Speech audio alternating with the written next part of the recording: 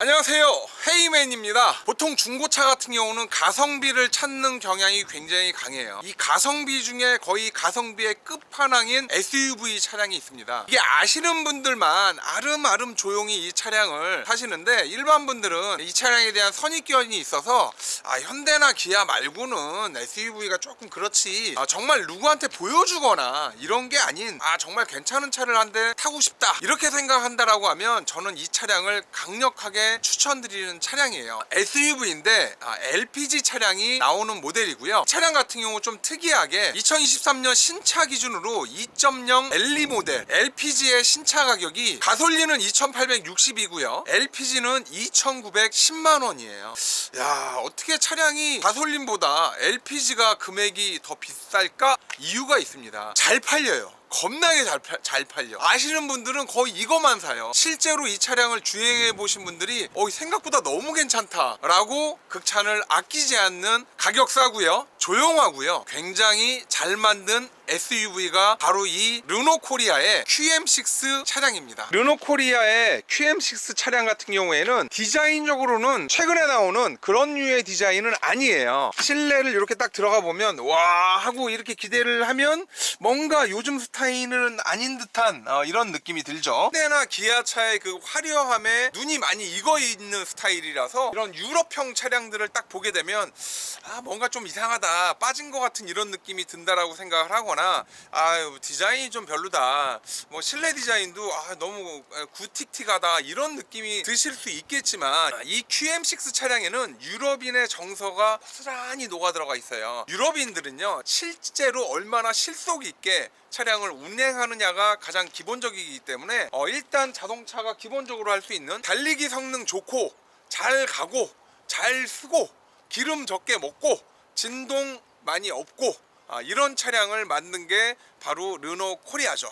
이 르노코리아에서 만든 QM6 차량은 우리나라에서는 솔직히 그렇게 큰 인기를 얻지 못했지만, LPG 모델 하나만은 아시는 분들에 의해서 소문 입소문을 통해서 이 QM6의 성능적인 면만 보자고요. 이 QM6 LPG 차량 같은 경우에는 140마력 정도 하고요.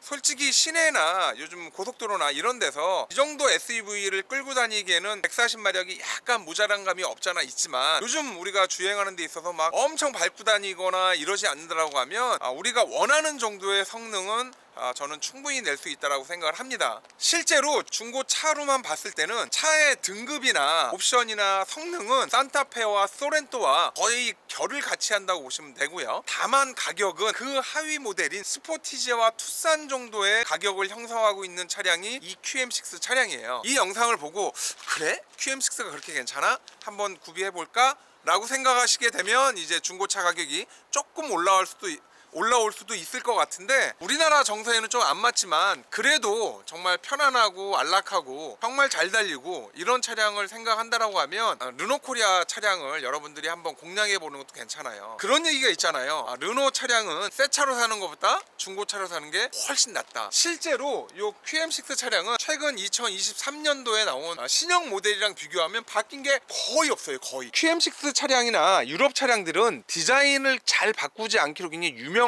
차량들이에요. 하지만 요번에 2023년도에 신차 가격을 100에서 200만원 정도 올리면서 무슨 작업을 했느냐, 과거의 그릴은 이렇게 좁빗하게 가운데 몰리는 스타일로 돼 있었는데, 최근에 나온 신형 같은 경우에는 전체를 그릴로 만들면서 좀 더 차가 중후하고 약간 무겁게 보이게끔 그렇게 만들어 놨죠. 아우디 Q7 같은 느낌이 들게끔 그렇게 약간 만든 느낌이고요. 이번 신차에는 새로운 기능을 추가를 했더라고요. 이 차량 같은 경우에는 그게 없는데, 요번에 신차급에는 뭐가 있냐면 여기에 스위스를 갈 수 있는 버튼이 있어서 이 버튼을 꾹 누르면 스위스로 프리패스로 넘어갈 수 있는 이런 버튼인 줄 알았는데, 자세히 봤더니 이렇게 살균을 하는 버튼이 하나 생겼더라고요. 요거는 지금 살균 버튼은 아니고요, 그냥 LED 버튼인데 르노가 나름대로 신경을 많이 썼는데, 제발 부탁인 게 저는 요 센터페시아의 요 인포테인먼트 요 시스템, 이게 그나마 요 공조 장치가 요걸로 돼서 다행인데, 요거만 아니면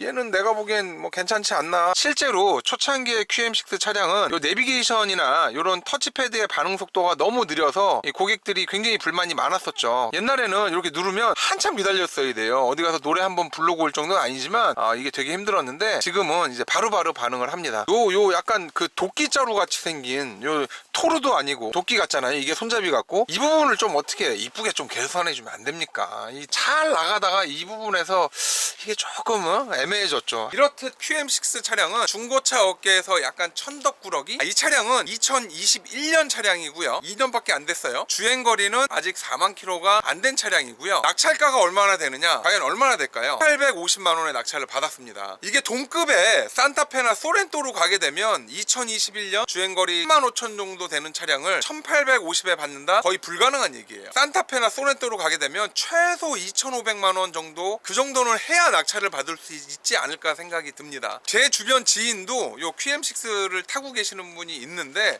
뭐 차는 잘 모르세요. 하지만 차량에 대한 만족도는 굉장히 높으시더라고요. 여러분들이 LPG도 크게 문제 없다라는 생각을 하신다라고 하면 LPG 모델도 생각보다 괜찮아요. 과거 LPG 모델과 지금의 LPG 모델은 좀 차이가 많이 난다고 보시면 돼요. 요즘은 LPG도 굉장히 힘이 좋고 옛날처럼 시동이 안 걸리거나 이런 일은 거의 안 일어난다고 보시면 돼요. 이 LPG 모델을 제가 왜 추천을 하냐면 LPG 같은 경우 이 QM6 LPG 모델 같은 경우에는 연비가 한 8.6km 정도 나와요. 이런 SUV들의 연비를 보면 휘발유나 디젤 역시 10km 이상이 나가는 게 일반적으로 봤을 때 최근에 기름값이나 유류비를 생각을 한다라고 하면 알다시피 LPG는 그만큼 상대적으로 굉장히 저렴하잖아요. 그렇게 봤을 때 한 달에 같은 기름값을 낸다라고 했을 때 조용하고 안락하게 탈 수 있느냐, 아니면 디젤처럼 아주 시끄럽게 타느냐, 아니면 가솔린이라서 조용하긴 한데 기름값을 더 지불하느냐, 이 부분까지 생각을 하셔야 돼요. 물론 이 차량에 정말 4명이서 타고 막 짐을 잔뜩 싣고 그렇게 다닌다라고 하면 LPG 모델이 약간 힘이 딸릴 수도 있어요. 왜냐면 마력수가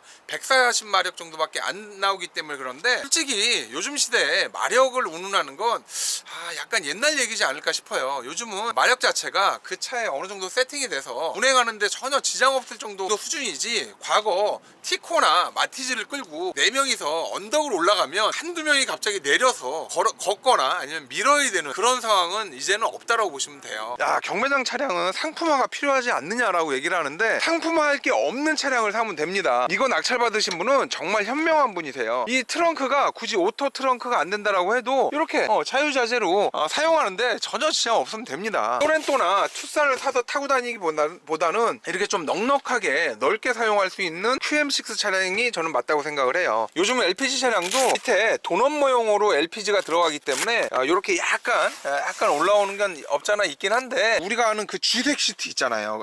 그게 너무 질려가지고 브라운 시트 정도 되면, 조수석이랑 운전석 공간을 보면 이 정도면 괜찮아요. 타고 다니는 충분히 만족할 만한 그 정도 상태라고 보여지네요. 확실히 QM6가 기본기에 충실했다라고 제가 보는 거는 약간 우등생 같은 그런 느낌이에요. 요즘에는 어라운드 뷰니 막 여러 가지 것들을 많이 하는데 유럽에서는 굳이 돈을 많이 들여서 어라운드 뷰가 필요한가? 차라리 이 정도면 되지 않냐? 레이더 센서를 달아서 이렇게 해줬고요. 후진을 하게 되면 추가적으로 이렇게 뒤에 후방 카메라까지 장착을 해서 딱 필요한 정도, 하지만 딱 장착이 돼 있는 아주 모범생적인 녀석이 바로 이 QM6 차량입니다. 근데 제가 기회가 돼서 아는 지인의 QM6 LPG 차량에 조수석에 한번 타봤는데 정말 조용하고요. 주행 실감도 저는 생각보다 괜찮았어요. 중고차는 누가 뭐라 해도 가성비입니다. 가성비가 그만큼 중요해요. 그러면 이 QM6 차량은 단점이 없느냐? 쌍용, 쉐보레, 이 세 브랜드의 차량은 고장이 나면 수리비가 현대나 기아에 비해서 평균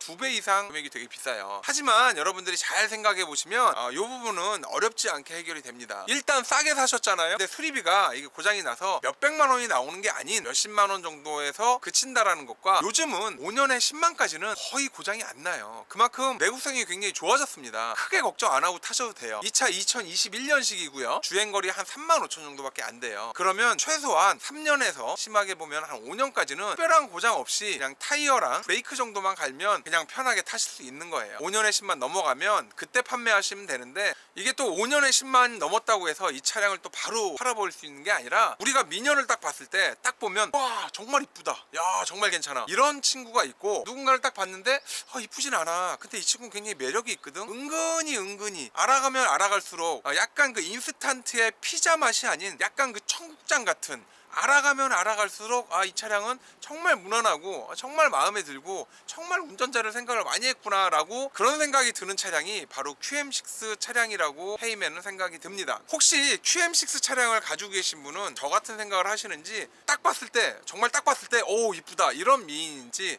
아니면 하나하나 알아갈수록 계속 정이 들고 은근히 좋아지는 그런 차량인지 정말 궁금합니다.